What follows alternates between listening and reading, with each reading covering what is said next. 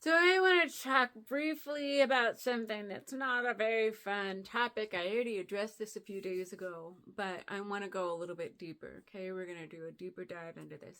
Complaining. Complaining about symptoms. First of all, I want to say, please understand, I get it. I've been there. I had more symptoms than anybody else I have met. Okay? I get it. And I was very, very sick. I thought that I was going to die.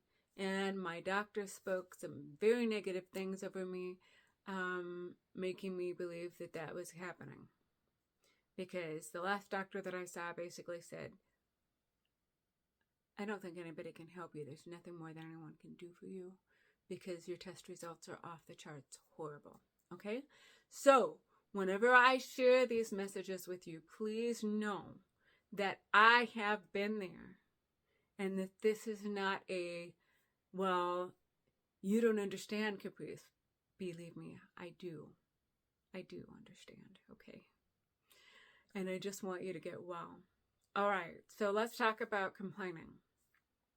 I addressed a few in a couple of videos back about complaining a little bit and how God feels about our complaining. I want to tell you why it's so hard to stop complaining. Complaining is an addiction. Really, it is. So, as with any addictions, basically the reason that we complain is because we've gotten into a habit of it.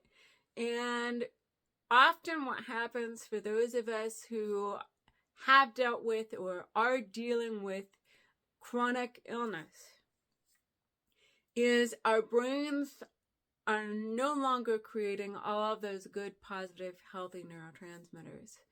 And so we're just desperate for anything that's going to make us feel better, right? So what do? Well,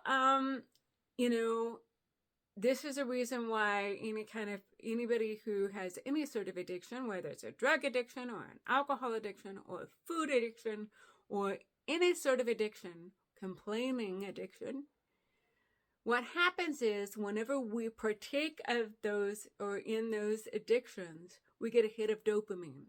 And remember, dopamine is one of those neurotransmitters that we see as a positive neurotransmitter.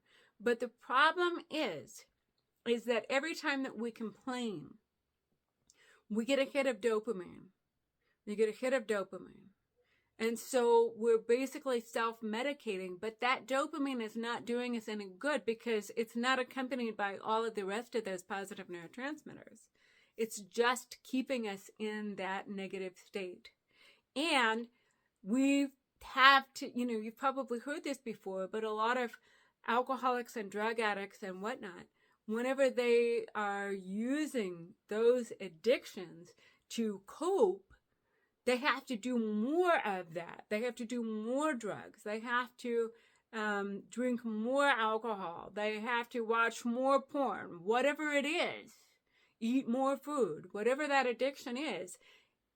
It's not fulfilling a need. And so, it just takes more and more to keep getting those dopamine hits. That's the reason why complaining is so hard to get out of, because it's an addiction. And it's especially bad if you're complaining and other people are going, oh, I'm so sorry, it's horrible, because that ramps up your dopamine hit. Now, you can decide, and getting dopamine hits is not going to heal you. It's not going to heal you. All it does is it makes you feel good just like that, and then it goes away.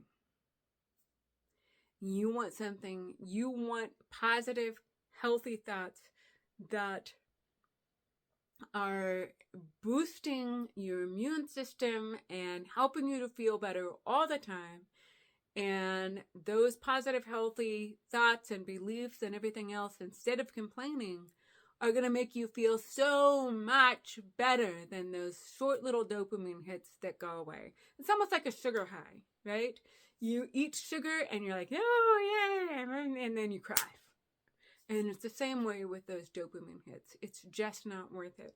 And so it's so very important that we not remain addicted to whatever it is, to complaining.